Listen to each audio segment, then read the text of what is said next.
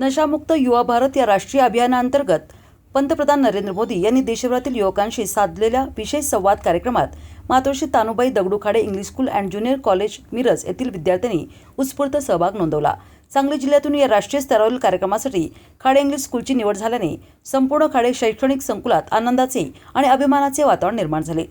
My Bharat Department of Youth Affairs, Ministry of Youth Affairs and Sports, Bharat सरकार यांच्या वतीनं आयोजित या उपक्रमाचा मुख्य उद्देश युवा पिढीला व्यसनांपासून दूर ठेवणे, निरोगी जीवनशैलीचा स्वीकार करण्यासाठी प्रेरित करणे आणि देशाच्या विकासात युवकांचा सकारात्मक सहभाग वाढवणे हा आहे। रविवार 2 ऑगस्ट 2026 रोजी खाडे इंग्लिश स्कूलमध्ये विद्यार्थ्यांसाठी विशेष व्यवस्था करण्यात आली होती। इयत्ता 8वी ते 12वीच्या विद्यार्थ्यांनी मोठ्या उत्साहानं कार्यक्रमात सहभाग घेतला।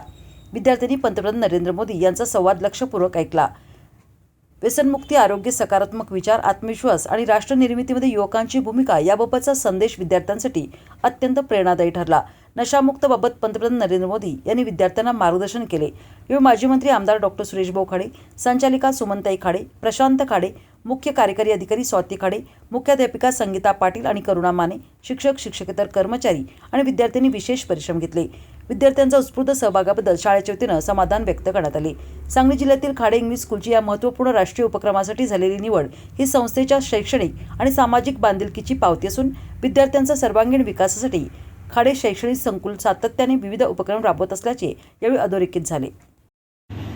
भारतभर सगळ्या नशामुक्त युवा हा एक कार्यक्रम मोदी साहेबांच्या मार्गदर्शनाखाली हा कार्यक्रम संपन्न झाला।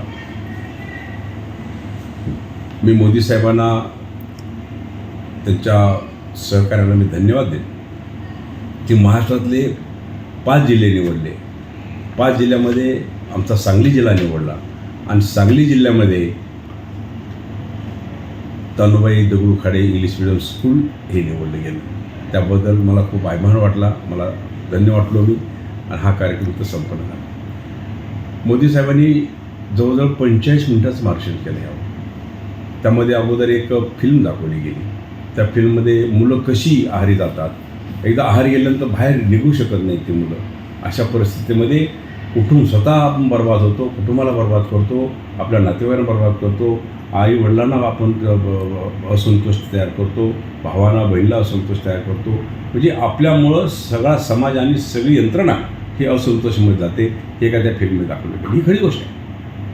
आज मुलं व्यसनधीन व्हायला लागले आणि व्यसनधीन होत असताना ती मुलं पुढला मागला विचार न करता कॉलेजच्या असू द्या, मुलं शाळेतली मुलं असू द्या किंवा इतर कामगार असू द्या, बाकी सगळ्या गोष्टी असतात, अशी मुलं व्यसनमुक्त व्हायला लागले, व्यसनमुक्त होऊन व्यसन करायला लागले। तर त्यामुळं सगळ्यांना परिसर तयार झाली आणि हे कुठं थांबलं पाहिजे। आज 2029, 31, 35, 47पर्यंत हा देश युवांचा देश आहे। जगाच्या पाठीवर त्यावेळेला सगळ्यात युवा संख्या जास्त असेल ते आपल्या भारत देशाची असेल आणि जर ही युवा जर आपण सांभाळली नाही, व्यवस्थित केली नाही आहे तर देशाला जे मोदी साहेबांनी, जे जनतेने एक स्वप्न बघितलेलं आहे ते स्वप्न साकार व्हायला अवघड पडेल। त्यामुळं व्यसनमुक्त व्हायला पाहिजे लोकांनी। ह्यासाठी हा कार्यक्रम एक वर्षभर अभियान हे राबवलं जाणार आहे।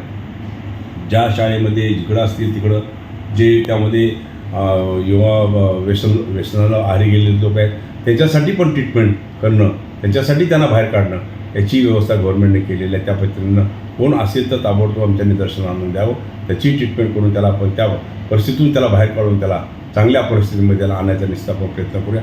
एक माझं सगळ्या युवा पिढ्यांना माझा उद्देश विनंती आहे, आपण संगत कोणाची करतो हे आपण ठरवू।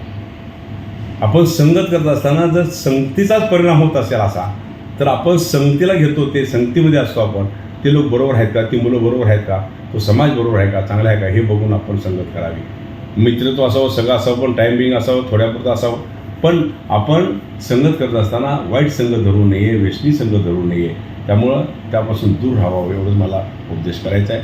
आणि ह्या कार्यक्रमाच्या निमित्तानं मी सर्व जिल्ह्याला आपणाला सगळ्या युवा पिढीला सगळ्यांनाच मी आव्हान करेन की आज आपल्याला नशामुक्त युवा हा करायचा आहे, तर आपलं भवितव्य जगाच्या पाठीवरचा एक भारत आपण जो स्वप्न बघतोय ते पूर्ण होणार नाही आहे। त्या दृष्टी आपण सगळ्यांनी प्रयत्न करावा। धन्यवाद।